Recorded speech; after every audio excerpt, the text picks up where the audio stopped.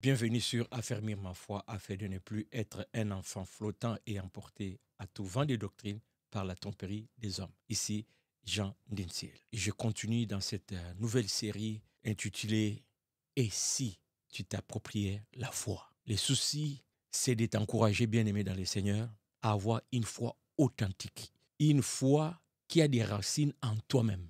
Une foi que tu peux partager avec conviction sans que ça soit juste un récitat comme un perroquet qui reproduit ce qu'il avait entendu. Une foi qui donnerait l'impression, entre guillemets, qu'elle est née de toi. Une foi qui donnerait l'impression comme si c'est toi qui as parti ces mouvements, c'est toi qui enseigne cette doctrine, ça vient de toi. C'est tellement ancré en toi. Une foi personnelle. Et à travers différents exemples des personnages tirés dans la Bible, je vais partager avec toi tout ce qui m'a renforcé, qui a fait aujourd'hui que je continue à me tenir debout dans ma foi et à défendre une foi que je considère mienne. Actes des Apôtres, chapitre 4.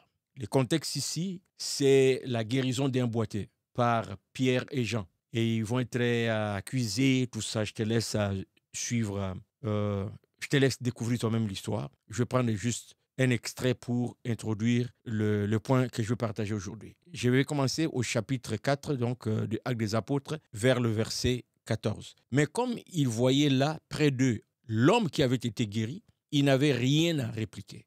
Ils leur ordonnèrent de sortir du Sénadrin et ils délibérèrent entre eux, disant « Que ferons-nous à ces hommes ? Car il est manifeste pour tous les habitants de Jérusalem qu'un miracle signalé a été accompli par eux et nous ne pouvons pas les nier. Mais afin que la chose ne se répande pas davantage parmi le peuple, défendons-leur avec menace de parler désormais à qui que ce soit en ces noms-là. » Et les ayant appelés, ils leur défendirent absolument de parler et d'enseigner au nom de Jésus. Pierre et Jean leur répondirent « Jugez s'il est juste devant Dieu de vous obéir plutôt qu'à Dieu, car nous ne pouvons pas ne pas parler de ce que nous avons vu et entendu. » Mon intervention aujourd'hui se repose sur le verset 20. Car nous ne pouvons pas ne pas parler de ce que nous avons vu et entendu. S'approprier la foi, avoir ta propre foi, avoir ta propre expérience. Il y a une autorité ou des autorités qui défendent aux apôtres Jean et Pierre de ne plus enseigner au nom de Jésus-Christ, de ne plus parler de Jésus-Christ. Ils sont dans une position d'autorité par rapport aux apôtres. Mais regardez le courage de Pierre et Jean. Jugez vous-même. En voulant dire, vous trouvez ça juste, vous trouvez ça normal que nous puissions nous soumettre non pas à Dieu de qui nous sommes serviteurs, mais à vous, opposant à son plan, parce que vous êtes dans une position d'autorité. Donc vous nous soumettre à vous et désobéir à Dieu. Nous ne pouvons pas, et c'est ça la force, nous ne pouvons pas ne pas parler des choses que nous avons nous-mêmes vues de nos yeux, des choses que nous avons entendues de nos propres oreilles. Comment pouvons-nous nier cette vérité? Bien-aimé, tu dois être capable dans ta foi à avoir la difficulté de nier ce que Christ est. Peu importe les forces extérieures. Et ces forces, ce n'est pas juste au niveau des autorités qui te défendent de ne plus parler de Jésus-Christ. Mais ça peut être aussi simple que des gens autour de toi qui viennent argumenter pour démolir ta croyance, pour te faire croire que c'est toi qui es malade. Il y a toutes sortes de philosophies aujourd'hui. Il y a des gens qui prétendent connaître mieux que la Bible, nous expliquer la Bible, nous faire voir que la Bible c'est une fausseté. Ils parlent.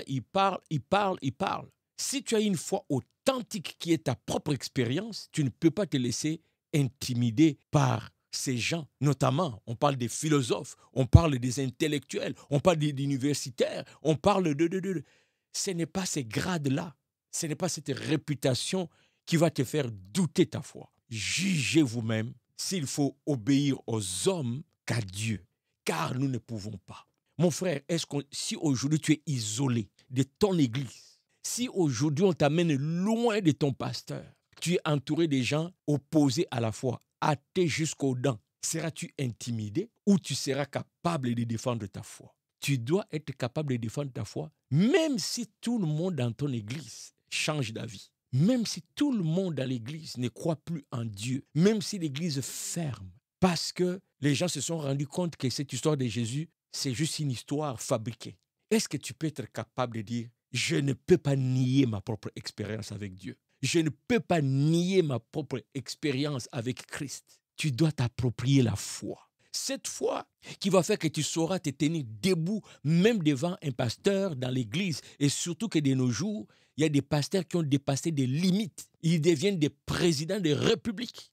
Ils deviennent des hommes d'État dans l'église. Ils deviennent intouchables. Ils deviennent des gens qu'on ne peut pas contredire. Tu contredis, ils s'arrangent que tu quittes l'église. Est-ce que tu peux te tenir debout devant un pasteur qui te dit, ici c'est moi qui ai reçu la révélation, et que toi tu sois capable de dire merci pour ce témoignage de révélation. Mais selon les Écritures, cela ne vient pas de Dieu, cher pasteur. Peux-tu te tenir debout? Ah, regarde ici, j'aime Pierre et Jean. Jugez vous-même s'il est juste devant Dieu de vous obéir plutôt qu'à Dieu. Hey, je n'ai pas à trembler devant toi parce que tu dis tu es serviteur de Dieu. Mais le comportement insulte Dieu. Tu deviens gourou dans l'assemblée. Les gens tremblent. Celui qui est affermi ne tremble pas parce que sa foi est dans le véritable. Et le Seigneur Jésus disait, je vais vous montrer de qui il faut avoir peur. Craignez celui qui tue et le corps et l'âme. Dieu. N'aie pas peur de celui qui tue le corps. Mais tu ne peux pas arriver à avoir cette audace si tu ne connais pas la parole de Dieu, si tu ne développes pas ton intimité avec Dieu, si tu n'as pas ta propre expérience avec ces dieux où tu peux te tenir debout, dire je sais en qui j'ai cru. Mon frère, ma soeur, approprie-toi la foi afin que tu sois capable de défendre ta foi seul et marcher droit, même s'il y a un mur devant toi, et de croire que c'est Dieu-là en qui tu crois. Il est réel. Même si on te montre le couteau, une arme, que ces instruments-là, ces outils-là ne te fassent pas peur. Même lorsque quelqu'un vient là en position d'autorité, que son autorité ne te fasse pas renier Jésus. Parce que tu as une profonde relation avec lui, tu as ta propre expérience avec lui que tu peux défendre. Est-ce que c'est clair, frère? Est-ce que c'est clair, ma soeur? Nous poursuivons la prochaine apparition. Je vais parler encore d'un autre cas, des gens qui ont su se défendre, affirmer leur foi parce qu'ils s'étaient appropriés la foi. À la prochaine.